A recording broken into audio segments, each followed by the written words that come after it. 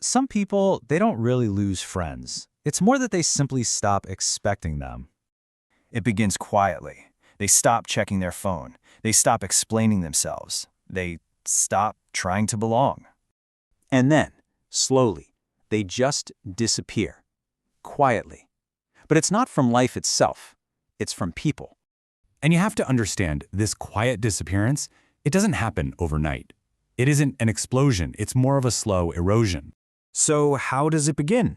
Well, it starts with the small things. Being talked over, being forgotten, being replaced, or only being remembered when it's convenient for someone else. And at first, their reaction is to try even harder. They listen more, they give more of themselves. They do this until one day, a thought crystallizes. I'm always present, but never important. And that realization, well, it changes something inside them, permanently. This withdrawal pulls them inward, into a kind of constant internal trial. In this internal space, people like this begin to replay conversations as if they were crime scenes, analyzing every single detail, every pause, every unread message, every shift in tone. Now, this isn't the sign of weakness, it's not insecurity. It's the symptom of a mind that is just deeply, sometimes painfully, aware. And after a while, silence just begins to feel safer than having to explain yourself yet again. You see, trust doesn't shatter loudly. It fades, quietly.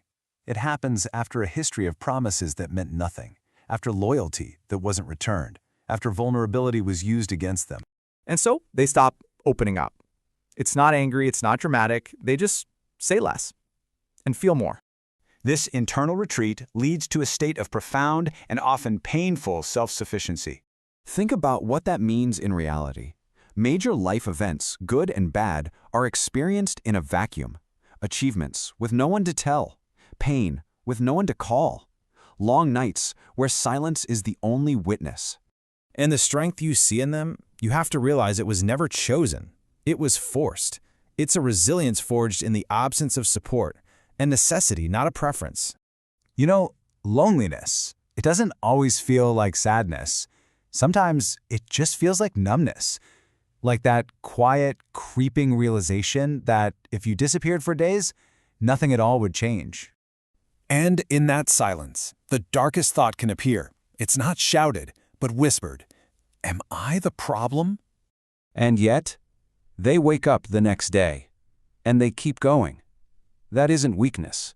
That, right there, is survival.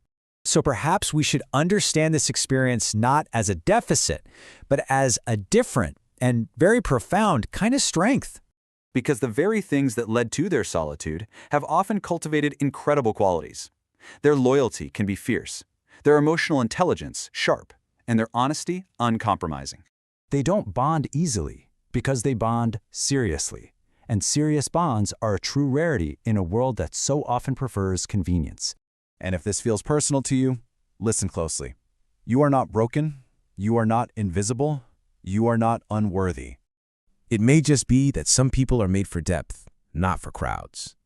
Their silence, it isn't a sign of emptiness.